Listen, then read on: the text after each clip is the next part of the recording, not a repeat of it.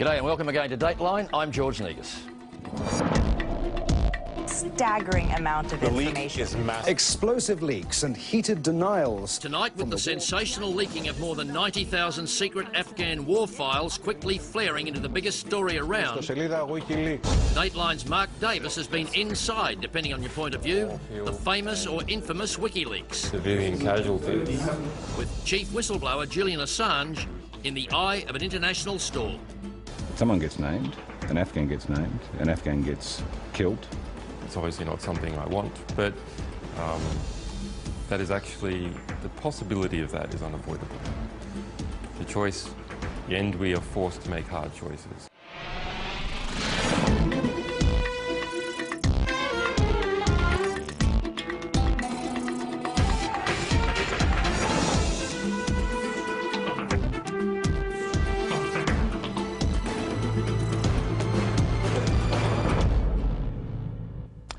When the Australian founder of WikiLeaks, Julian Assange, leaked his massive stash of secret Afghan war files earlier this week, in no time flat, a worldwide controversy erupted around the sensational leaks and around Assange himself.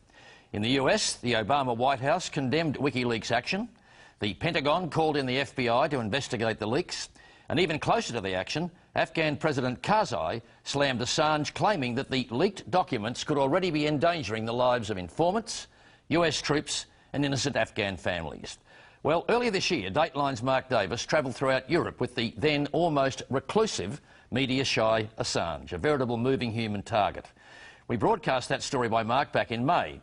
Well, since then, Assange has been pretty much on the run from authorities, and our man Davis was with him as he worked through the 90,000 WikiLeaks documents before their release a few days ago. And Assange found himself in the eye of a raging international storm. And a warning, some viewers may find images in this report disturbing.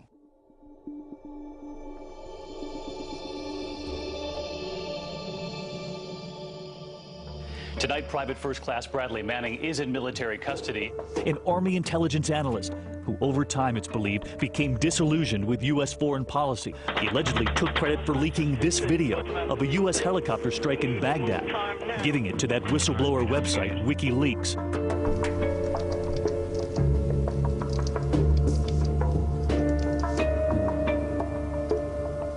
This is disgusting.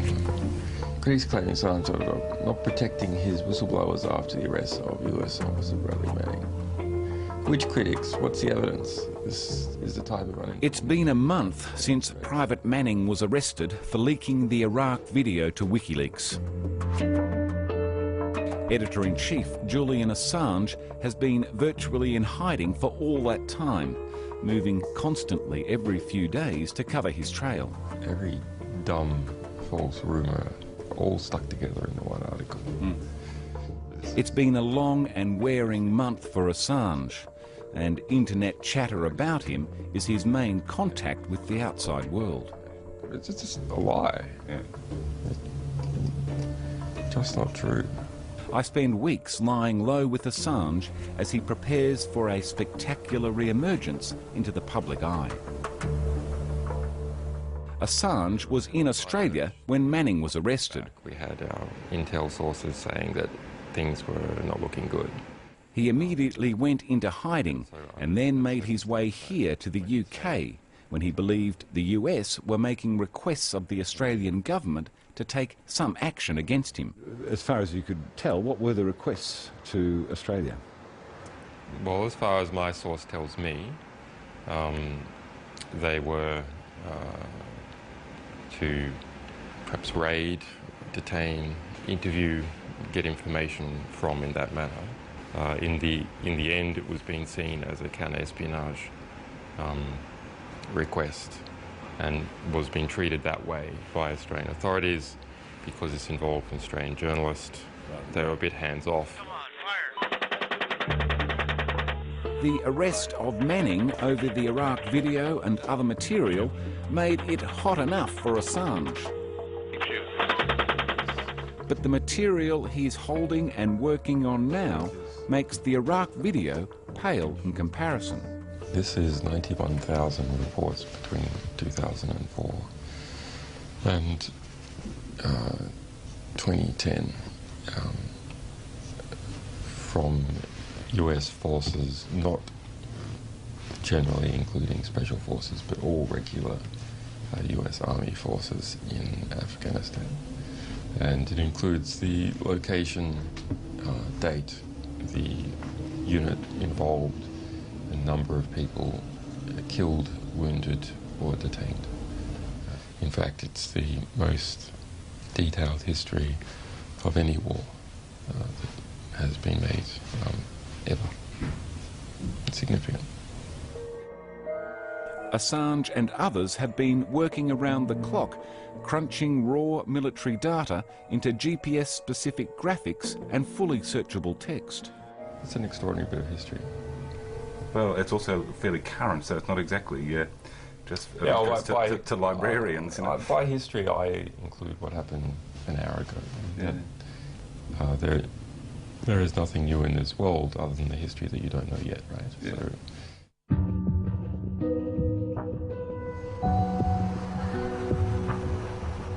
he's a man on a mission, but he's not flying entirely solo. For the first time in WikiLeaks history, he has pulled in some mainstream media heavyweights to collaborate in preparing material. So where are we heading now? off to the bunker in the Guardian. What's in the bunker? What's happening in the bunker? In the bunker we have our team from Guardian, us, the Spiegel and New York Times was there, but they've gone back home. We have a really quite horrible airless room filled with computers, but at least it doesn't have anyone else in it. Yeah. In a secure room in The Guardian, teams of researchers and journalists from 3 publications are working their way through the material. They describe what they're doing during this 3-hour slaughter. Okay. And then there's like another 5 killed here and there, and 3 here. So now look at the exactly. Yeah. Doesn't now it's 181. So it's suspicious. The other thing for anyone to pull these 3 important organisations together, yeah, 3 competitors together, and us. At some stage, they bring in this AC-130 gunship. It has actually been pretty good. Yeah. I mean, everyone has been generous and flexible. We always want to sort by civilian casualties, sort descending. 67. Yeah. Are we still only on 1? Sorry, I'm getting carried away in that case. This is the most complex one, and the others are similar. Okay. With detailed field reports from almost every event in the war now available, unknown incidents are revealed and the veracity of official accounts of others called into question. No, I don't think it's real. This official video, supposedly of a battle with the Taliban, There's no engagement taking place. sits oddly with the leaked report, which details an aerial strike with a Hellfire missile and documents the wounded children left in its wake. These people aren't undercover, they're just sitting on top of a wall. That's the propaganda version. This historical archive belongs to the people of Afghanistan. This is their history. It belongs to the military of the United States, though, I think, more properly. Well, they would claim this, but no, that's not the way I see it. In a broader scheme, I mean, after this war is said and done, which I imagine is probably only a few years off, really this is the high-resolution history of the people of Afghanistan. And it is the first time anything this significant has come out during the course of a war. After a few days here, it's time to move again, cramming an extraordinary amount of gear and possessions into what appears to be a magical backpack. So this is pretty much it. This is life possessions, right? This is you. This is not me. This is portable me.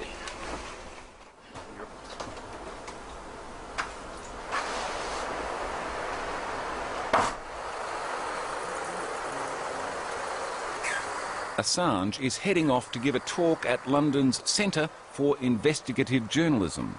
Since speculation has been running rife about his whereabouts and the possibility of his arrest, this will be his first public appearance. Why are you popping up now? You've been pretty low for the last, lying low for the last month.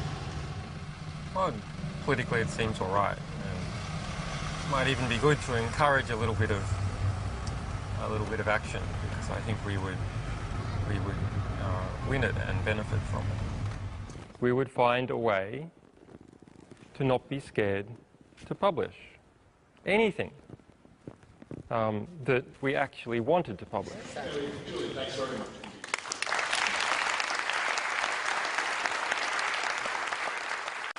Aren't you afraid that something might happen to you?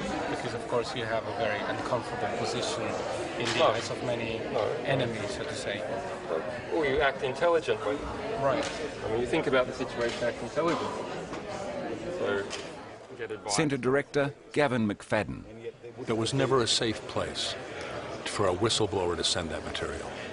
Now there is. And so Julian's got it all. And he's putting it out. And he's getting major collaborations going now, which is extremely interesting. It then comes before Parliament. Governments don't like what he does, and of course that makes him very attractive to a lot of people. And he becomes almost a kind of celebrity figure in a way. But there must be some secrets that a government is entitled to keep secret. Government's entitled to keep them secret, sure. But you would release them. But that doesn't mean we should suffer under coercive force. If it's released damages national security, would you still go ahead and publish? What do you mean? This phrase is so abused that, we have a 4-year publishing history.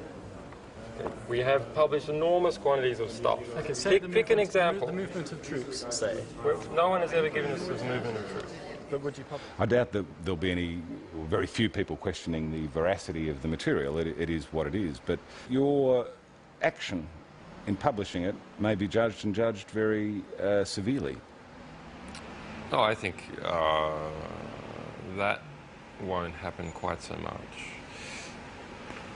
What our experience is that we get attacked when people don't like the message. We get attacked not in proportion to whatever we're doing wrong or doing right, but in proportion to the impact that our material is having. They will attack the messenger and try and discolour the message by proxy. You're the messenger. Yeah, and we're the messenger. Well, you're the messenger, quite specifically. Well, that's true. My function in WikiLeaks is to take all the heat. Yeah.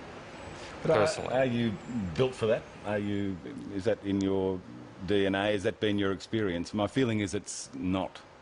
And how are you coping with that? I've had my baptismal fire. We'll see what the second one is like. It'll be bigger, I think, than the first. On the other hand, I've had some experience, so a bit battle hardened. Yeah, we'll see how it goes. As the new material starts to circulate between the 3 publications, the full scope of the data becomes clearer, and one of the partners seems to be getting a little nervous. So the latest squabble is not over the date, they're all happy with that, but the precise time. So anyway, the Times has come back and said they don't want to go first. Why? They want us to scoop them. Seriously? Oh, so they can claim they were reprinting somebody else's news. That's right. Yeah, exactly. So they can claim that we just weren't were reporting involved, what was already there. We were just reporting on what someone else did. That's good. So who's going first? The New York Times. I mean, wants a web startup press to scoop them. Wants to be scooped. The US military accounts of local informers that they have, they're given in some detail. Yeah, well, we've withheld all those. But do you lie awake at night wondering whether you have found all of those? Whether you know? Well, they have a particular code. A particular code within the reports. So you excise those as best you can. It wasn't too hard. Okay. Now that said, it is possible. I mean, there may be a stray report here or a stray report there.